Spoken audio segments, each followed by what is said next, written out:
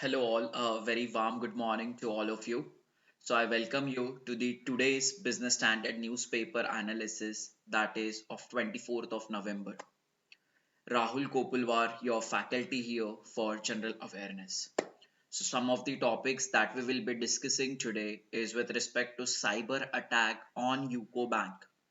So this news we have studied in the terms of IMPS.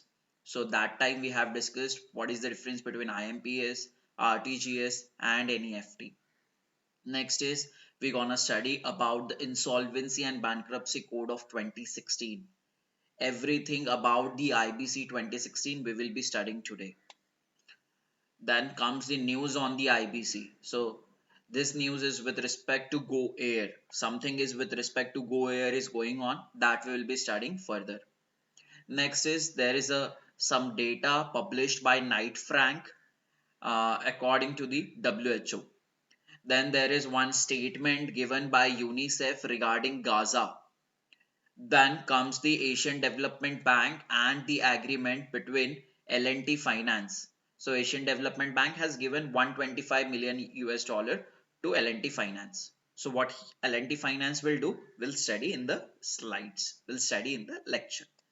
So without wasting any further time, let's begin with our first news. So first news is with respect to IBC.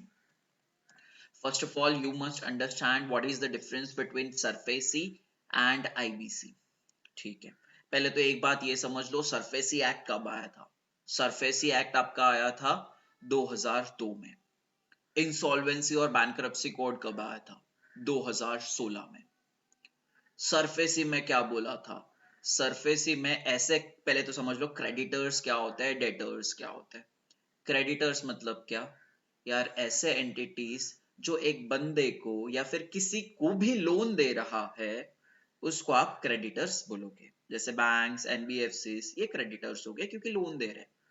Loan लेने वाला बंदा is known as debtor. Loan लेने वाली company is known as debtor. ठीक है, Reliance ने अगर loan लिया, Reliance is a debtor. Rahul ने अगर लोन लिया, राहुल इज अ डेटर. चलो, तो सरफेसी में क्या बोला था और आईबीसी में क्या बोला गया है? सरफेसी में ना, जो आपके क्रेडिटर्स है उनको बस सिक्योर्ड लोन्स से अपना पैसा रिकवर करने की पावर दी गई थी. किस तरह के लोन्स को? सिक्योर्ड लोन्स को ही रिकवर करने की पावर दी गई थी to the creditors under the SARFAESI act. IBC act में क्या बोला गया है कि हम यार दोनों तरह के लोन्स के लिए पावर दे रहे हैं क्रेडिटर्स को. किस दोनों तरह के लोन्स? अनसिक्योर्ड लोन्स भी और सिक्योर्ड लोन्स भी. ठीक है, दोनों तरीके के लोन्स को रिकवर करने का हम पावर दे रहे हैं. अनसिक्योर्ड लोन, सिक्योर्ड लोन्स आपको पता है, ठीक है, क्योंकि हमने इसके बारे में डिस्कस किया हुआ है. चल, सो आईबीसी 2016, सरफेसी 2002. सरफेसी बस सिक्योर्ड क्रेडिटर्स के लिए है और आईबीसी सिक्योर्ड क्रेडिटर्स और अनसिक्योर्ड क्रेडिटर्स के लिए है. चल, तो अभी आईबीसी प्रोसेस कब यूज किया जाता है? क्रेडिटर्स के द्वारा. ठीक है, जब क्रेडिटर्स का ना कोई लोन एनपीए हो जाता है तो क्रेडिटर्स ये आईबीसी का यूज करती है. क्यों यूज करती है?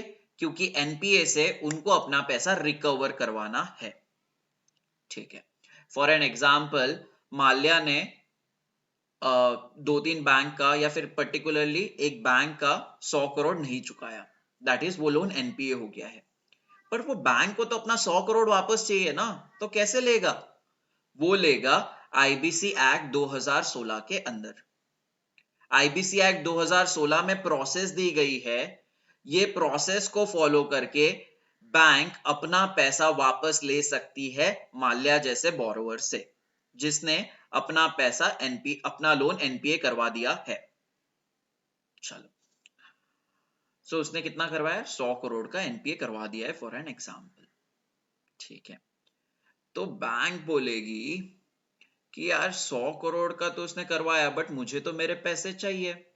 चलो, तो बैंक बोलेगी यार मुझे जल्दी से जल्दी पैसा चाहिए, मुझे मेरे पैसे 330 दिन में वापस चाहिए ही चाहिए. ठीक है, मुझे मेरा पैसा जल्दी से जल्दी वापस चाहिए। कितने दिन में? 330 दिन में। ठीक है, तो बैंक क्या करता है, अपना जो एप्लीकेशन है वो फाइल करता है एनसीएलटी के पास, that is national company law tribunal के पास। उसको बोलता है कि यार ये माल्या ने ना मेरा 100 करोड़ डुबाया है। ठीक है, तो एनसीएलटी देखता है कि यार ये जो बैंक हमारे पास एप्लीकेशन लेके आई है, ये सच चीज है या बैंक झूठ बोल रही है, ये चेक करने का काम आपके एनसीएलटी का है। अगर एनसीएलटी को पता चला कि यार ये जो बैंक है सीरियसली उनका जो एप्लीकेशन है वो सही है, तो एनसीएलटी बैंक को अप्रूवल दे देगी कि हाँ, आप आपका पैसा रिकवर कर सकते हो माल्या से अंडर द आईबीसी एक्ट। तो बैंक क्या कर रहा है, एप्लीकेशन कर रहा है एनसीएलटी के पास। एनसीएलटी 14 दिन में देखेगा कि यार ये जो बैंक ने एप्लीकेशन किया है ये सही एप्लीकेशन है या फिर बैंक फेक क्लेम्स कर रहे हैं। जब एनसीएलटी अप्रूवल दे देगा तभी जाके बैंक अपना पैसा रिकवर करवा सकता है under the IBC act of 2016।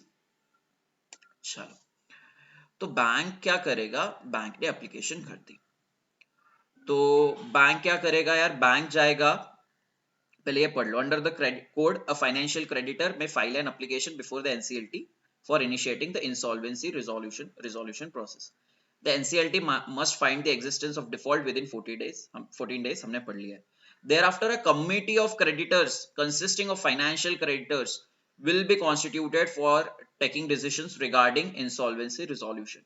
The committee of creditors will appoint a resolution professional. ठीक है, पहले तो इंसॉल्वेंसी और बैंक्रप्सी मतलब क्या होता है ये समझ लो। इंसॉल्वेंसी मतलब क्या है यार, अगर माल्या बोल रहा है कि मेरे पास, बैंक को बोल रहा है कि मेरे पास आपको पैसा देने, आपको आपका लोन चुकाने के लिए मेरे पास पैसा नहीं है, तो हम बोलेंगे कि माल्या इंसॉल्वेंट हो गया है। ठीक है, माल्या बोलेगा कि मैं इंसॉल्वेंट हूं, मेरे पास पैसा नहीं है आपका लोन चुकाने के लिए।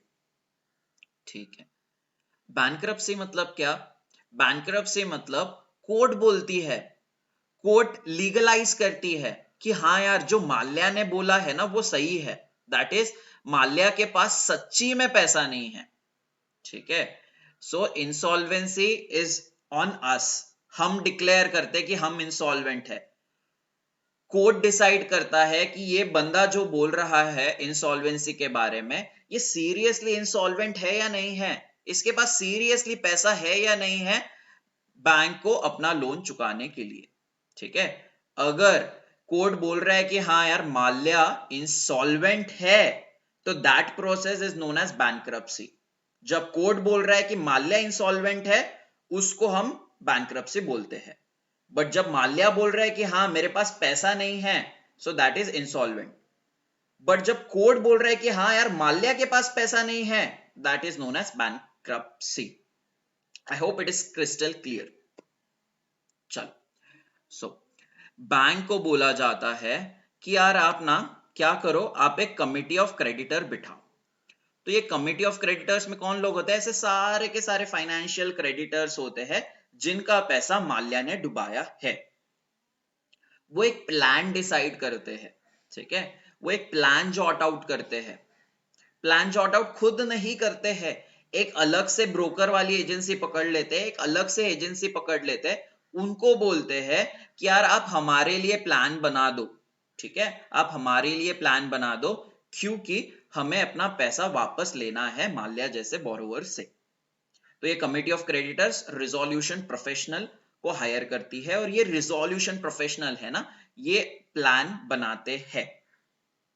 ठीक है, तो ये प्लान क्या बनाते हैं यार, ये प्लान ऐसा बनाते हैं कि जो माल्या का लोन है वो रिकवर करवाया जा सके। ठीक है, वो क्या करवाया जा सके, रिकवर करवाया जा सके। ठीक है, वो रिजॉल्व करवाया जा सके लोन। रिजॉल्व करवाया जा सके मतलब क्या यार, बैंक को पता है कि माल्या ना पूरा हमारा 100 करोड़ दे ही नहीं सकता है। ठीक है, तो बैंक बोलती है 100 करोड़ नहीं तो नहीं सही, बट मुझे 80 करोड़ तो मिलेगा, 70 करोड़ तो मिलेगा, 60 करोड़ तो मिलेगा, मुझे कुछ ना कुछ अच्छा अमाउंट तो मिलेगा यार, मुझे वो तो दे दो। ठीक है, बैंक का ऐसा बोलना है। तो वो कमिटी ऑफ क्रेडिटर्स को बोलती है कि आप ऐसा प्लान बनाओ जहां से मुझे कुछ ना कुछ पैसा तो माल्या से आ जाना चाहिए, ठीक है।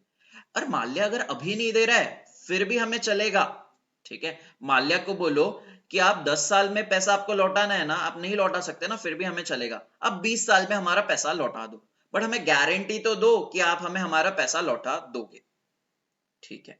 तो कुछ चेंजेस करने की कोशिश कर रहा है लोन एग्रीमेंट में ये रिजोल्यूशन प्रोफेशनल, ठीक है। उसके ऊपर ये प्लान बना रहा है, रिजोल्यूशन प्रोफेशनल एक प्लान बना रहा है जिसके ऊपर से बैंक को अपना कुछ ना कुछ पैसा माल्या से मिल जाए, ठीक है। अभी माल्या यार वो कंडीशन में ही नहीं है पैसा देने के लिए, तो प्लान की क्या वैल्यू है, प्लान की तो कुछ वैल्यू नहीं है, ठीक है। तो अगर 330 दिन के अंदर जो भी रिजोल्यूशन प्लान बनाया है उसके अंदर से अगर बैंक को अपना पैसा वापस नहीं मिला तो एनसीएलटी बैंक को ऑर्डर दे देगी कि यार आपका जो भी पैसा है आप माल्या के जो भी एसेट्स है वो सेल कर दो, माल्या की जो भी कंपनी है, माल्या के जो भी घर है, माल्या की जो भी कार्स है वो आप सेल कर दो और आपका पैसा पूरा का पूरा आप वापस ले सकते हो। तो पहले क्या हो रहा है, 330 दिन के अंदर रिजोल्यूशन प्लान के हिसाब से पैसा वापस लेने की कोशिश की जा रही है, किसके द्वारा, बैंकों के द्वारा। 330 दिन में अगर बैंकों को अपना पैसा नहीं मिल रहा है तो एनसीएलटी बैंकों को ऑर्डर दे देगा कि आप जो है माल्या के जो भी एसेट्स है उसको सेल कर दो और अपना आप पैसा वापस ले लो, ठीक है। तो कितने दिन के बाद, 330 दिन के बाद माल्या के जो एसेट्स है वो लिक्विडेट किए जाएंगे, लिक्विडेट किए जाएंगे मतलब उसको सेल किया जाएगा और बैंक अपना पैसा वो सेल करने के बाद अपना पैसा वापस ले लेगी। आई hope it is very clear. अभी आप यहाँ पे सारी चीजें पढ़ोगे तो आपको समझ में आएगा।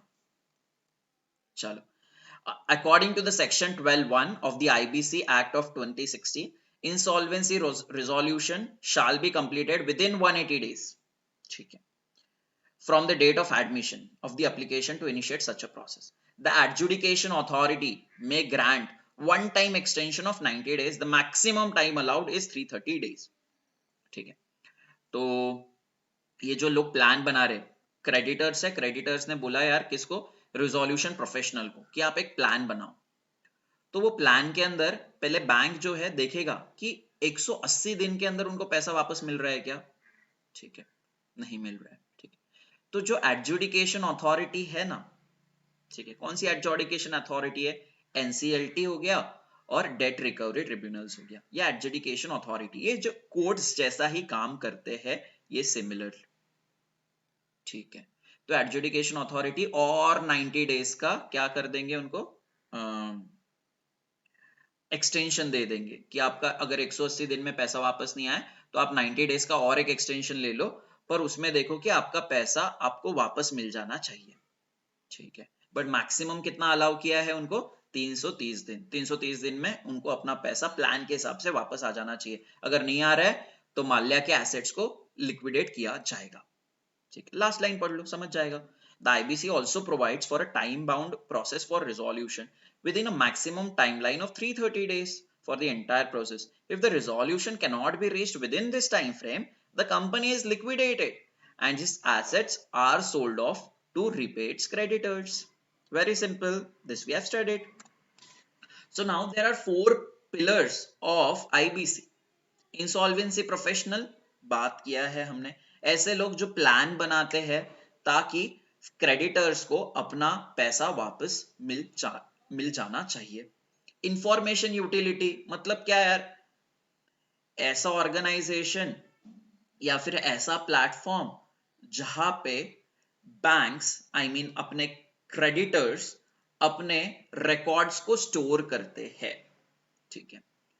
यार सपोज एसबीआई ने माल्या को लोन दिया है, तो माल्या को कितना लोन दिया है वो सारा का सारा जो डॉक्यूमेंटेशन है एसबीआई इंफॉर्मेशन यूटिलिटी के पास स्टोर करके रखते हैं।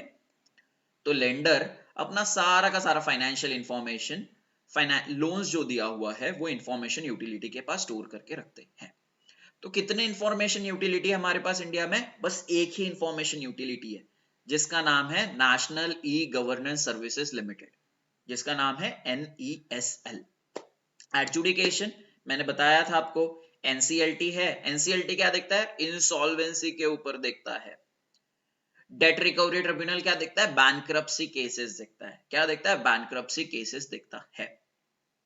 ठीक है, तो एपेलेट अथॉरिटीज कौन से? NCLAT और डेट रिकवरी एपेलेट ट्रिब्यूनल। ठीक है, first is national company law appellate tribunal. तो दोनों में से कोई भी नाखुश है NCLT के डिसीजन से। दोनों में से मतलब कौन? अगर क्रेडिटर नाखुश है या फिर डेटर नाखुश है ये NCLT या डेट रिकवरी ट्रिब्यूनल्स के कोई भी डिसीजन से, तो वो ये डिसीजन को चैलेंज कर सकते हैं ऊपर वाले कोर्ट में। कौन सा ऊपर वाला कोर्ट है यार? ऊपर वाला कोर्ट है NCLAT। इंसॉल्वेंसी के लिए ऊपर वाला कोर्ट है NCLAT। बैंक्रप्सी के लिए ऊपर वाला कोर्ट है डेट रिकवरी एपेलेट ट्रिब्यूनल। ये IBC एक्ट 2016 को रेगुलेट कौन करता है? इसमें पॉलिसीज बनाने का काम किसका होता है? ये 330 दिन की जो पॉलिसी बनाई है, ये किसने बनाई है? That is insolvency and bankruptcy board of India.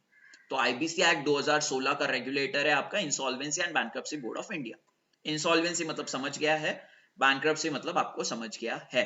नहीं समझा होगा कमेंट सेक्शन में आप मुझे बता सकते हो। चलो, नेशनल कंपनी लॉ ट्रिब्यूनल, ये न्यूज है यार। गो एयर जो है ना, उन्होंने बैंकों का पैसा डुबा दिया है। कौन से बैंकों का पैसा डुबा दिया है? Bank of Baroda, central bank of India और IDBI बैंक। तो गो एयर के फाइनेंशियल क्रेडिटर्स कौन हुए? Bank of Baroda, central bank of India और IDBI बैंक। डेटर कौन हो गया यहाँ पे? ऑब्वियसली गो एयर, क्योंकि उसने लोन लिया है। ठीक है, तो हमें पता है फाइनेंशियल क्रेडिटर्स क्या करते हैं? एक कमिटी ऑफ क्रेडिटर्स बनाते हैं। कमिटी ऑफ क्रेडिटर्स एक रिजोल्यूशन प्रोफेशनल पकड़ते हैं। वो रिजोल्यूशन प्रोफेशनल को बोलते हैं कि आप ना मेरे लिए कुछ प्लान बना के दो ताकि हम अपना पैसा रिकवर कर सके। ठीक है, तो प्लान तो बनाया था 180 दिन का, बट 180 दिन में ना bank of Baroda, central bank of India और IDBI बैंक को अपना पैसा वापस नहीं मिला। तो आपको पता है एडिशनल कितने दिन की मोहलत दी जाती है? उसके बाद 90 डेज की मोहलत दी जाती है। तो 90 डेज का एक्सटेंशन दे दिया है NCLT ने ये रिजोल्यूशन प्रोफेशनल को। ठीक है, 90 डेज कब से चालू हो रहे हैं यार? उनके 90 डेज चालू हो रहे हैं नवंबर 6 से लेके February 4 तक। तो February 4 तक उनको अपना पैसा रिकवर करना आना चाहिए अकॉर्डिंग टू दी, उनको अपना पैसा रिकवर करना आना चाहिए according to the resolution plan. अगर नहीं हो रहा है तो गो एयर के एसेट सेल किए जाएंगे और ये बैंक्स अपना पैसा वापस ले लेंगे। ठीक है, यही चीजें आपको नीचे दी हुई है। I hope it is crystal clear, मैंने बहुत डिटेल में बताया है आपको। चलो, नेक्स्ट क्या है यार? एक Knight Frank global health care. Knight Frank क्या है? रियल एस्टेट कंसल्टेंसी है। तो इन्होंने अपना अभी रिपोर्ट निकाला था। वहां पे उन्होंने बोला यार इंडिया की पॉपुलेशन ना 1.42 बिलियन है, बट इतनी पॉपुलेशन तो है उनके पास, बट उनके पास हेल्थ केयर इंफ्रास्ट्रक्चर नहीं है। ठीक है, उनके पास बेड्स नहीं है। ठीक है, बेड्स नहीं है तो पेशेंट को ट्रीट कर सकते हैं क्या? ऑब्वियसली पेशेंट को ट्रीट नहीं किया जा सकता है। तो WHO बोलता है कि यार इंडिया में ना 2.4 मिलियन बेड्स का डेफिसिट है। ठीक है, अभी इतने 2.4 मिलियन बेड्स अगर लगाने हैं पूरे इंडिया में, तो नाइट फ्रैंक बोलता है कि 2 billion square feet health care space चाहिए होगा। अगर 2 बिलियन स्क्वायर फीट अगर हेल्थ केयर स्पेस है तो ही जाके ये 2.4 मिलियन बेड्स लगाए जा सकते हैं पूरे इंडिया में। आई होप क्लियर है। तो इंडिया का बेड टू पॉपुलेशन रेशियो कितना है? ठीक है, इंडिया का बेड टू पॉपुलेशन रेशियो है बस 1.3 पर 1000।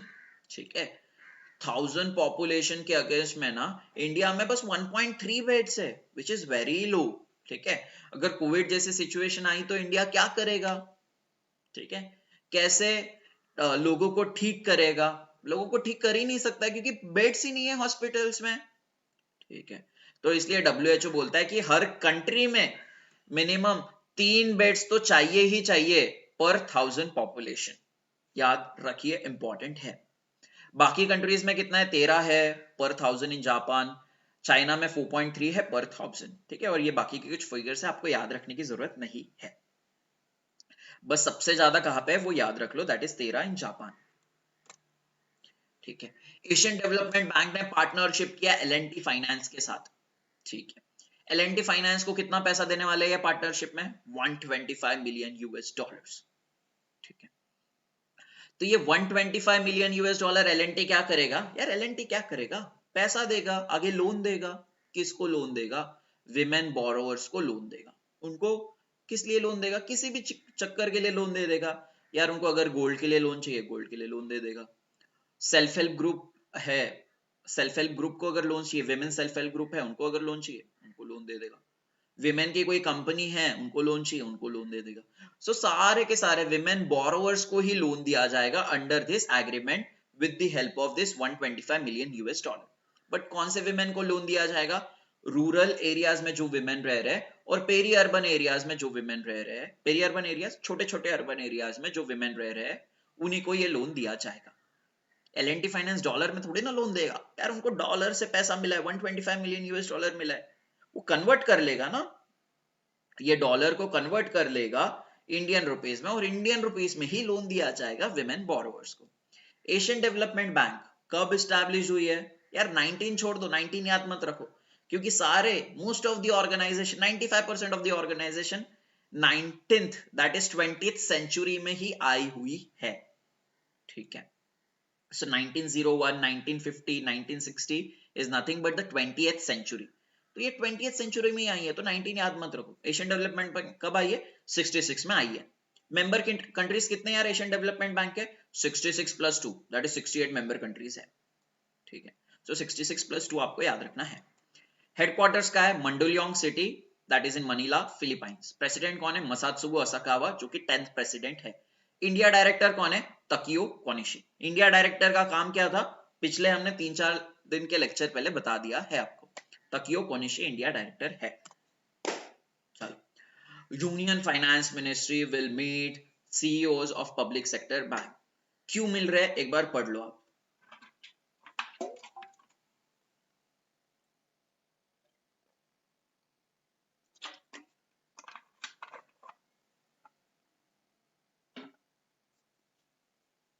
ठीक है, यूनियन फाइनेंस मिनिस्ट्री ना CEO से मिल रहे पब्लिक सेक्टर बैंक के। उनको क्या बोल रहे हैं? उनको ये बोल रहे हैं कि यार आपके जो साइबर सिक्योरिटी मेजर्स है ना, वो स्ट्रिंजेंट करो। आपके जो डिजिटल सिस्टम्स है ना, जो आपके प्लेटफॉर्म्स है, जो आपके वेबसाइट्स है, उनको ना आप स्ट्रिंजेंट करो। ठीक है, साइबर सिक्योरिटी मेजर्स मतलब क्या है? जैसे लोगों को बताना कि आप ना, आपका क्रेडिट कार्ड डिटेल्स या कार्ड डिटेल्स आपको किसी के साथ शेयर नहीं करना चाहिए। पिन डिटेल्स आप किसी के साथ शेयर मत करो। ठीक है, और जो भी ये जो सेंसिटिव इंफॉर्मेशन होती है ना, सेंसिटिव डेटा होता है ना, ये किसी के साथ भी शेयर मत करो। That is the meaning of cyber security measures. ठीक है, और क्या होता है साइबर सिक्योरिटी मेजर्स में कि यार आपके जो डिजिटल प्लेटफॉर्म्स है ना, उनको आप अच्छा खासा स्ट्रेंथन करो। उसमें आप ऐसी टेक्नोलॉजी लगाओ कि अगर वो टेक्नोलॉजी से कोई भी डेटा या कोई भी इंफॉर्मेशन साइबर अटैकर्स के हाथ में नहीं आनी चाहिए। ठीक है, यहाँ पे क्या बोला है? ऐसा आप डिजिटल टेक्नोलॉजी अप्लाई करो आपके प्लेटफॉर्म्स में कि आपका जो भी डेटा है, जो भी फाइनेंशियल डेटा है, जो भी पर्सनल डेटा है कंज्यूमर्स का, वो किसी भी साइबर अटैकर के हाथ में नहीं जाना चाहिए। ये चीज बोलने के लिए फाइनेंस मिनिस्ट्री CEOs को मिल रही है। यूको बैंक में रिसेंटली फ्रॉड हुआ था। किस तरह का फ्रॉड हुआ था यार? IMPS का फ्रॉड हुआ था। ठीक है, तो क्या हुआ था? यूको बैंक के कुछ अकाउंट होल्डर्स है, यूको बैंक के कुछ अकाउंट होल्डर्स को के अकाउंट में 820 करोड़ क्रेडिट हुए थे, बिना कुछ बैंक ने किए हुए। ठीक है, और बिना कुछ कस्टमर ने किए हुए। तो उनके अकाउंट में डायरेक्टली, पता नहीं कैसे, ठीक है, उनके अकाउंट में डायरेक्टली 820 करोड़ क्रेडिट हुए थे अलग अलग अकाउंट होल्डर्स के, इसमें यूको बैंक के। क्यों? क्योंकि यार कुछ तो आईएमपीएस में फ्रॉड हुआ था। क्या एग्जैक्टली फ्रॉड है नहीं पता, उसकी इन्वेस्टिगेशन की जा रही है। आईएमपीएस का फ्रॉड था। चलो, सो कितने का फ्रॉड था यार? 820 करोड़ का फ्रॉड था। अभी यार ये गलती से बैंक अकाउंट में, कस्टमर्स के बैंक अकाउंट में ये पैसा गया है, तो ये कस्टमर का थोड़ी ना पैसा है। तो यूको बैंक क्या करेगी? यूको बैंक 820 करोड़ को पूरा का पूरा रिकवर करने की कोशिश करेगी, अपने खुद के पास लेने की कोशिश करेगी। चलो, तो यूको बैंक ने तो कोशिश की है यार, बट यूको बैंक को पूरा का पूरा 100% सक्सेस नहीं मिला है। उनको कितना सक्सेस मिला है? बस वो लोग 649 करोड़ को रिकवर कर पाए हैं, और बाकी पैसा लोगों के अकाउंट में ही है अभी भी, ठीक है। तो 79% ही उन्होंने रिकवर किया है अब तक, ठीक है। वो देख रहे हैं कि आगे और कैसा पैसा, बाकी पैसा कैसा रिकवर किया जा सके, ठीक है। तो उन्होंने कंप्लेंट फाइल की है सीबीआई के पास, सेंट्रल ब्यूरो ऑफ इन्वेस्टिगेशन के साथ। वो देख रहे हैं कि यार ये एग्जैक्टली फ्रॉड क्या था, ठीक है। वो अगर उनकी रिपोर्ट आएगी तो हमें पता चलेगा कि एग्जैक्टली फ्रॉड क्या हुआ था। आरबीआई भी बोल रहा है यार सारे बैंक्स को कि आपको ना आपका साइबर सिक्योरिटी जो मेजर्स है वो अच्छे लेने चाहिए। आपको आपके टेक्नोलॉजी प्लेटफॉर्म जो है उसमें अच्छी अच्छी टेक्नोलॉजी इंस्टॉल करनी चाहिए, ताकि कोई भी फ्रॉड्स नहीं हो सके, ठीक है। ये चीज है रिजर्व बैंक ऑफ इंडिया ने बोली है हर एक बैंक को, ठीक है। रिजर्व बैंक ऑफ इंडिया ने बैंक को ये भी बोला है कि board approved cyber security policy होनी चाहिए। ऑब्वियसली रहेगी ही रहेगी यार। कोई पीओ है, कोई प्रोबेशनरी ऑफिसर है एसबीआई का, वो अगर साइबर सिक्योरिटी पॉलिसी बना रहा है तो उसकी पॉलिसी अगर उसका जस्ट मैनेजर, जो उसका चीफ जनरल मैनेजर है, वो अप्रूव करने से थोड़ी ना चलेगा, ठीक है। जो बोर्ड ऑफ डायरेक्टर्स में लोग बैठे हुए होते हैं ना, जैसे एमडीज हो गए, डेप्यूटी एमडीज हो गए और इंडिपेंडेंट डायरेक्टर्स हो गए, उनको ये साइबर सिक्योरिटी पॉलिसी को अप्रूव करना पड़ेगा। ये चीज आरबीआई ने बैंकों के बोर्ड्स को बोल दी है। यूको बैंक के सीईओ कौन है यार? अश्विनी कुमार। हेडक्वार्टर्स का है कोलकाता वेस्ट बंगाल में। टैगलाइन क्या है? Honour your trust. I hope it is very clear. I told you the difference between IMPS, NEFT and RTGS in my last lecture. ठीक है, you go through that. It's very very important from an objective point of view for any of the banking examination. Also, an objective point of view for any of the regulatory body examination, whether it be a phase 1 or a phase 2. What is the target of RBI for CBDC retail transactions per day? RBI ने target किया है कि यार 2023 तक ना हर एक दिन में 1 मिलियन ट्रांजैक्शंस होने चाहिए। किस तरह के ट्रांजैक्शंस यार? सीबीडीसी के रिटेल ट्रांजैक्शंस, हम जैसे लोगों के तरफ से 1 मिलियन ट्रांजैक्शंस होने चाहिए, ऐसा आरबीआई बोल रहा है। चलो, सो ये जो पायलट है सीबीडीसी का कब लॉन्च हुआ था, और रिटेल होलसेल पायलट और रिटेल पायलट कब लॉन्च हुआ था? इसको रट्टा मारने की जरूरत नहीं है, ठीक है। ये तो मानना पड़ेगा रट्टा कि एक चीज नवंबर में आई थी, एक चीज दिसंबर में आई थी, एक चीज नवंबर 2022 में आई थी, एक चीज दिसंबर 2022 में आई थी, पर पहली कौन सी चीज आई थी इसमें कंफ्यूजन नहीं होना चाहिए, ठीक है। तो यार राहुल है, राहुल के घर के पास एक किराना शॉप है, ठीक है। अभी वो किराना शॉप में जो गुड्स आते हैं वो कैसे आते हैं? वो उसको कौन देता है गुड्स? होलसेलर देता है, दैट इज कोई डिस्ट्रीब्यूटर देता है, ठीक है। तो ये जो किराना शॉप के पास ये गुड्स आ रहे, कौन उसको दे रहा है? होलसेलर दे रहा है। होलसेलर ने जब ये किराना शॉप वाले को गुड्स दिए, तभी जाके राहुल को ये गुड्स मिल पा रहे हैं ये किराना शॉप वाले से। सो किराना शॉप इज अ रिटेलर, जिसको गुड्स आ रहे हैं दैट इज होलसेलर, ठीक है। तो पहले क्या हो रहा है? होलसेलर गुड्स भेज रहा है रिटेलर को, ठीक है। सो पहले होलसेल सीबीडीसी आना चाहिए। होलसेल सीबीडीसी कब था? नवंबर में था। रिटेल सीबीडीसी ऑब्वियसली उसके 2 महीने बाद। क्यों? क्योंकि यार पहले होलसेल वाला गुड्स दे रहा है ना रिटेलर को, और रिटेलर बाद में कस्टमर को लोन दे रहा है। कस्टमर को बाद में कुछ बिस्किट दे रहा है, ठीक है। सो रिटेलर किराना दुकान वाले को बॉर्बन बिस्किट मिला है होलसेलर से, और जब किराने दुकान वाले को ये बॉर्बन बिस्किट मिला है तब जाके राहुल ने उससे परचेज किया है। सो होलसेल आया था नवंबर में, दैट इज होलसेल पहले आया था, उसके बाद रिटेल वाला आ गया, that is in December. Okay, reserve bank of India ने ना अक्टूबर में बोला था कि यार हमें सीबीडीसी लॉन्च करना है होलसेल कैटेगरी के लिए, ठीक है। यार होलसेलर्स कौन है यार यहाँ पे? बैंक्स अपने होलसेलर्स है। क्यों बैंक्स को क्यों होलसेल हम बोलेंगे, और बैंक्स होलसेल सीबीडीसी का यूज क्यों करेंगे, ठीक है। अगर एक होलसेलर और एक होलसेलर दूसरे होलसेलर को अगर बॉर्बन बिस्किट बेच रहा है तो वो क्या कहलाएंगे? वो होलसेलर ही तो कहलाएंगे, ठीक है।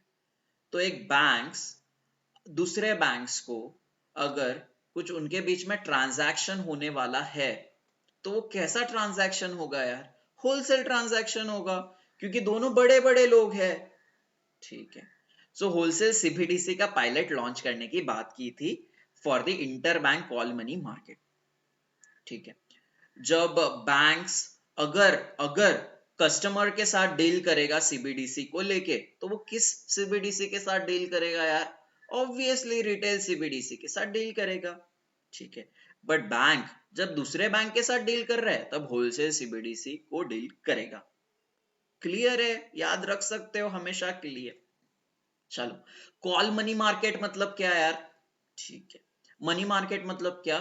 ऐसा मार्केट जहां पे सिक्योरिटीज का ट्रेड हो रहा है फॉर लेस देन 1 ईयर। ऐसा मार्केट जहां पे जो सिक्योरिटीज है जिसकी मैच्योरिटी लेस देन 1 ईयर है, उस मार्केट को हम मनी मार्केट बोलते हैं, ठीक है। मनी मार्केट के कौन कौन से इंस्ट्रूमेंट्स आ गए यार? Cash management bills, commercial papers, commercial bills, treasury bills, certificate of deposits, and so on and so forth, ठीक है। ये कुछ आपके मनी मार्केट के इंस्ट्रूमेंट्स हो गए। Government bonds is again a money market instrument, but government bonds कौन सा गवर्नमेंट बॉन्ड्स? जिसकी मैच्योरिटी लेस देन 1 ईयर की है। कैपिटल मार्केट्स, यार ऐसे सिक्योरिटीज जिनकी मैच्योरिटी ग्रेटर देन 1 ईयर होता है उनको हम कैपिटल मार्केट्स बोलते हैं। चलिए, सो अगर गवर्नमेंट बॉन्ड की मैच्योरिटी मोर देन 1 ईयर है, so that will be a part of capital markets. I hope clear है, ठीक है। Cash management bills, capital market, money market हम किसी और दिन डिटेल में मैं आपको पढ़ा दूंगा, ठीक है, बिकॉज वो फाइनेंस का टॉपिक है और मेरा ये लेक्चर का मोटो है कि आपको बिजनेस स्टैंडर्ड न्यूज़पेपर का एनालिसिस बहुत अच्छे से करवाना है। चलो, तो कॉल मनी का मतलब हम समझते हैं। एक बैंक अगर दूसरे बैंक से लोन ले रहा है for a 1 day, that would be known as call money market, ठीक है। एसबीआई अगर लोन ले रहा है एचडीएफसी से for a duration of 1 day, that is known as call money market. Notice money market, SBI अगर एचडीएफसी से loan ले रहा है for a maturity of 2 days to 14 days, then that would be termed under notice money market. SBI अगर HDFC से loan ले रहा है for more than 15 days to less than 1 year, then that would be termed as a term money market. एक दिन call money market, 2 से 14 दिन notice money market, 15 से less than 1 year is known as your term money market. I hope clear है। चल, UNICEF ने कुछ बोला है यार कि चिल्ड्रंस के लिए ना सबसे डेंजरस प्लेस कौन सी है? गाजा। कौन सी है? गाजा पट्टी, याद रखिए। यूनिसेफ का फुल फॉर्म क्या है? United Nation children's fund. United Nation children's emergency fund नहीं है, याद रखिए। पहले था children's emergency fund, right now it is children's fund. Headquarters New York USA. Found कब हुई है? 1919 को तो याद ही नहीं रखना है, कब याद फॉर्म हुई है? 46 में फॉर्म हुई है। एग्जीक्यूटिव डायरेक्टर कैथरीन रसल, ठीक है। ऐसे सवाल हमें देखने के लिए मिले थे रिसेंटली आरबीआई ग्रेड बी के फेज 2 एग्जामिनेशन में। वहां पे पूछा था कि ये जो वर्ल्ड ट्रेड ऑर्गेनाइजेशन है कब स्टैब्लिश्ड हुआ है? वर्ल्ड ट्रेड ऑर्गेनाइजेशन के डायरेक्टर जनरल कौन है, वो पूछा गया था। वर्ल्ड ट्रेड ऑर्गेनाइजेशन कौन से कॉन्फ्रेंस के थ्रू इस्टेब्लिश हुआ है, वो भी पूछा गया था। सो ऐसे सवाल आपको एग्जामिनेशन में देखने के लिए मिलते हैं। ठीक है, ये चीज एक बार पढ़ लो, इसके बारे में तो हमने डिस्कस किया ही है, बट थोड़ा और मैं आपको इसमें आइडिया दे देता हूं।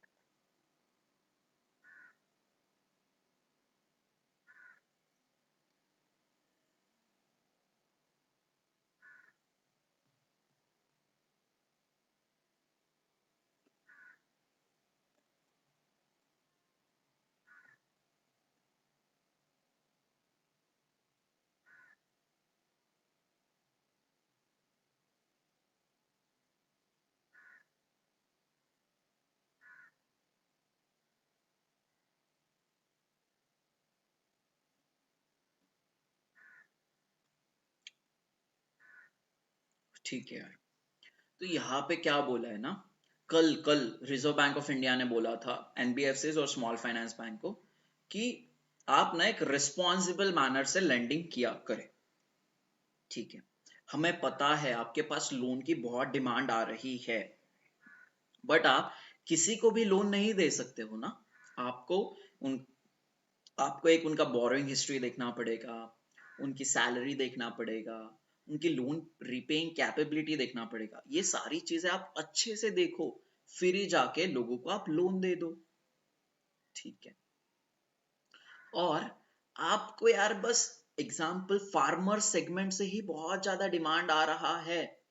ठीक है, तो आप ऐसा तो नहीं कर सकते हो ना, आपके पास जो भी पैसा है फार्मर्स को ही लोन में दे दोगे, ऐसा नहीं कर सकते, कोई भी बैंक्स नहीं कर सकते क्योंकि रिजर्व बैंक ऑफ इंडिया की गाइडलाइन है।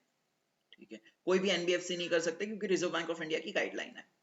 ठीक है, क्यों गाइडलाइन दी होगी यार, सोचो, एक XYZ बैंक है, उसने अपना पूरा का पूरा, उसके पास 100 करोड़ है, उसने 100 करोड़ ना पूरा का पूरा फार्मर को दे दिया। ठीक है, और उस साल बारिश ही नहीं आई, बारिश नहीं आई तो फार्मर के क्रॉप्स नहीं उगेंगे, अगर फार्मर के क्रॉप्स नहीं उग रहे हैं तो उसको सेल करने के पास उसके पास क्या रहेगा, कुछ नहीं रहेगा। तो वो पैसा बना पाएगा क्या, पैसा नहीं बना पाएगा। अगर पैसा नहीं बना पा रहा है तो बैंक को रीपे कर पाएगा क्या, बैंक को रीपे भी नहीं कर पाएगा। ठीक है, तो इसीलिए ये बहुत बड़ी रिस्क है। तो इसलिए आरबीआई बोलता है कि आप ना पूरा का पूरा पैसा एक सेगमेंट ऑफ बोरोवर्स के लिए मत दो। क्यों, क्योंकि अगर इस केस में अगर फार्मर डूब गए, फार्मर का पूरा क्रॉप्स अगर डूब गया, उस केस में बैंक भी डूब जाएंगे, बैंक भी डूब जाएंगे, 100 करोड़ भी बैंक के डूब जाएंगे। तो इसके लिए हमने रिसेंटली गाइडलाइन पढ़ी थी, रिजर्व बैंक ऑफ इंडिया की गाइडलाइन पढ़ी थी कि रिस्क वेट के बारे में। ठीक है, फॉर एन एग्जाम्पल कि आपने ना एग्जाम्पल के तौर पे जो भी एग्जैक्ट फिगर से हमने रिस्क वेट के पढ़ चुके हैं। ठीक है, सो मान के चलो यार, एक फार्मर लोन है ना, वो बहुत रिस्की है। ठीक है, आपको पता ही है फार्मर का लोन बहुत ज्यादा रिस्की है। तो फार्मर को दिया है एसबीआई ने पैसा एग्जाम्पल के तौर पे 20 करोड़ रुपया। तो 20 करोड़ रुपया तो एसबीआई का बहुत रिस्की है क्योंकि उन्होंने फार्मर को लोन दिया है। चलो, तो आरबीआई ने बोला है कि जो भी ये रिस्की पैसा आपने दिया है ना, कितना 20 करोड़ का, तो ये 20 करोड़ के अगेंस्ट में आपको कुछ पैसा साइड में भी निकाल के रखना पड़ेगा। ठीक है, तो एसबीआई बोलता है हाँ हाँ आरबीआई आपकी बात भी सही है। क्यों, क्यों इनकी बात सही है, क्योंकि अगर फार्मर्स ने 20 करोड़ डुबा दिए तो एसबीआई के पास कुछ ना कुछ तो पैसा होना चाहिए ना डिपॉजिटर्स को वापस लौटाने के लिए। ठीक है, अगर वो डिपॉजिटर्स को पैसा ही वापस नहीं लौटाएगा तो क्या हो जाएगा, बैंक डूब जाएगी। ठीक है, बैंक रन जैसी सिचुएशन आ जाएगी। बैंक रन क्या होता है मैं बताता हूं। ठीक है, तो क्या हो रहा है यहाँ पे कि यार अगर फार्मर को एसबीआई ने लोन दिया है 20 करोड़ का, 20 crore is a very high risk. ठीक है, तो आरबीआई बोल रहा है 20 करोड़ आपने दिया है ना, 20 करोड़ आप साइड में निकाल के रखो बफर में, और ये जो 20 करोड़ आप साइड में निकाल के रख रहे हो ना, इसका आप कुछ भी इस्तेमाल नहीं कर सकते हो, बस ये आपको साइड में निकाल के रखने हैं। ठीक है, तो क्यों बोला है? क्योंकि यार अगर फार्मर का 20 करोड़ डूब भी जाएगा, तो फार्मर ने अगर 20 करोड़ डुबा भी दिए एसबीआई के, तो एसबीआई के पास फिर भी इतना पैसा होना चाहिए कि अगर उनके डिपॉजिटर्स अपना पैसा वापस लेने आ रहे हैं, तो एसबीआई के पास पैसा होना चाहिए। ठीक है, तो एसबीआई का अगर 20 करोड़ फार्मर ने डुबाया, तो एसबीआई को फर्क पड़ेगा क्या? फर्क तो पड़ेगा। क्या फर्क पड़ेगा यार? उनका हार्ड अर्न मनी, उनका रेवेन्यू कम हो जाएगा, उनका प्रॉफिट कम हो जाएगा। ठीक है, बट यहां पे क्या हो रहा है? बैंक डिपॉजिटर्स को अपना पैसा दे पा रही है, जो कि बहुत अच्छी बात है। तो डिपॉजिटर्स का पैसा सेफ रखने के लिए, डिपॉजिटर्स का इंटरेस्ट सेफ रखने के लिए आरबीआई ने ये कदम लिया हुआ है कि उनको बोला है कि आपको ज्यादा से ज्यादा रिस्क वेट रखना है। ठीक है, what is meant by 100% of risk wait on farmer loans? ठीक है, फार्मर लोन्स, फार्मर को दिया है 20 करोड़, तो 20 करोड़ के अगेंस्ट में 20 करोड़ पूरा का पूरा साइड में रखना पड़ेगा। किसको? बैंक को। 50% of risk wait on farmer loan, मतलब क्या? फार्मर लोन है 100 करोड़, तो एसबीआई रखेगी कितना पैसा साइड में? 50 करोड़ साइड में रखेगी। ठीक है, that is the meaning of 50% of risk wait. चलो, रिस्क वेट क्या होता है वो मैंने डिटेल में आपको बहुत अच्छे से बताया है। बैंक रन क्या होता है? बैंक रन मतलब ऐसी सिचुएशन यार, जहां पे एक ही टाइम पे majority of the borrowers bank के पास जाते हैं। किस लिए जाते हैं? अपना पैसा वापस लेने के लिए। क्यों जाते हैं? क्योंकि डिपॉजिटर्स के दिमाग में कुछ पैनिक रहता है, उनको लगता है कि यार हमारी बैंक अभी डूबने वाली है, तो उस सिचुएशन में लोग चले जाते हैं बैंक के पास कि आप हमें ना हमारा पैसा वापस लौटा दो। बैंक रन ऐसी सिचुएशन जब एक ही टाइम पे बहुत ज्यादा डिपॉजिटर्स बैंक के पास जा रहे हैं अपना पैसा वापस लेने के लिए। ठीक है, तो इसी सिचुएशन को रोकने के लिए आरबीआई रिस्क वेट बढ़ाने की बात कर रहा है। ठीक है, क्योंकि बैंक्स की स्टेबिलिटी बनी रहनी चाहिए और डिपॉजिटर को अपना पैसा मिलना चाहिए, इसीलिए आरबीआई रिस्क वेट्स बढ़ाने की बात कर रहा है। ठीक है, तो अभी एक बात समझो कि बैंक ने ना कुछ पैसा साइड में निकाल के रखा है। अपने केस में कितना यार? 20 करोड़ उसने साइड में निकाल के रखा है, तो 20 करोड़ का तो नुकसान है ना बैंक का। क्यों? क्योंकि ये 20 करोड़ अगर किसी को लोन नहीं दे पा रहा है वो, तो अगर लोन नहीं दे पा रहे तो उस पर कुछ इंटरेस्ट कमाएगा क्या? कुछ नहीं कमाएगा। तो बैंक यहाँ पे क्या करेगा?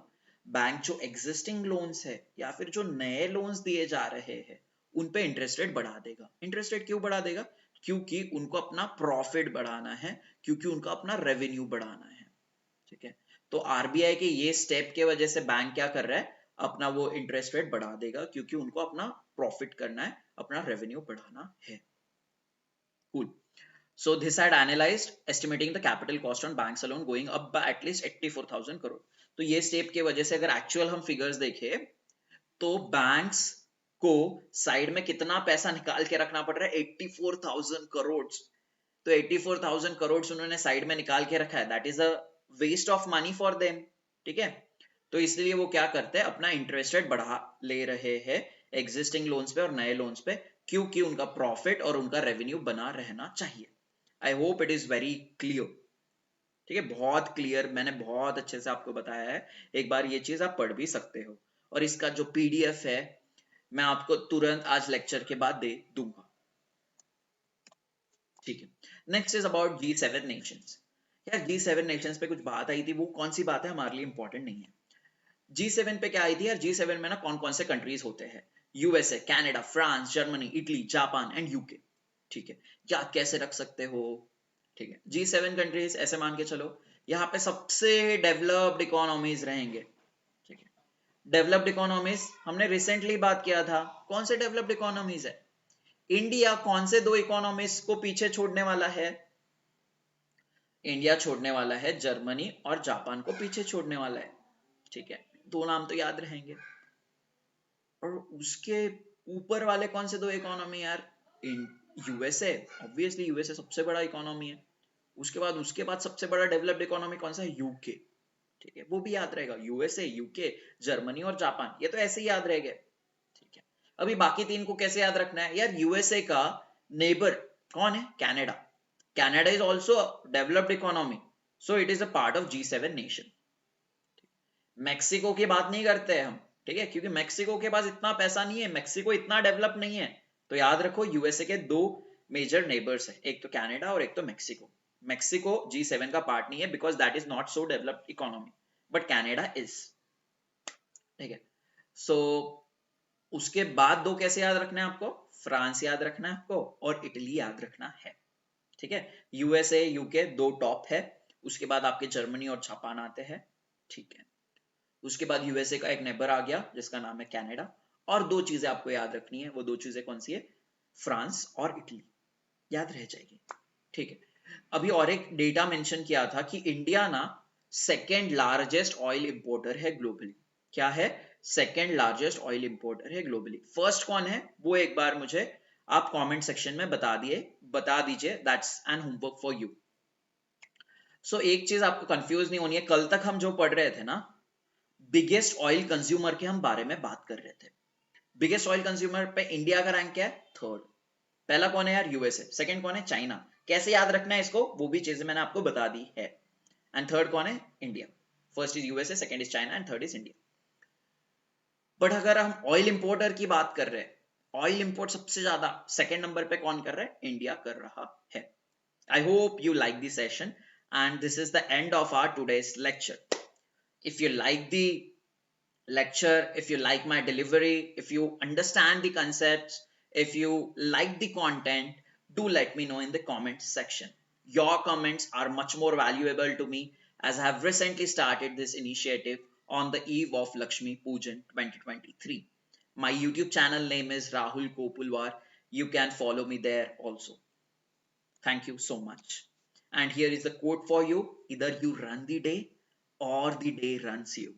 ठीक है, so the choice is yours. So the choice is yours. देखो आपको क्या करना है, आपको आपका दिन चलाना है या फिर दिन आपको चलाएगा, ये आपके हाथ में है. So that's why make a proper plan for a day.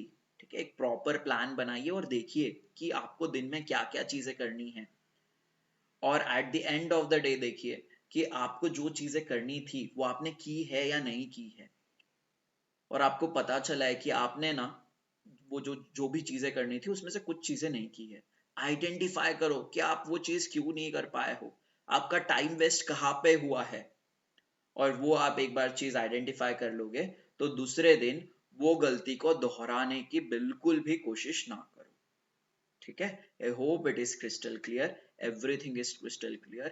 If you like the content, if you like my lecture, do let me know in the comment section because your comments are much more valuable to me. Thank you so much. My name is Rahul Kopulwar. Hope to see you tomorrow.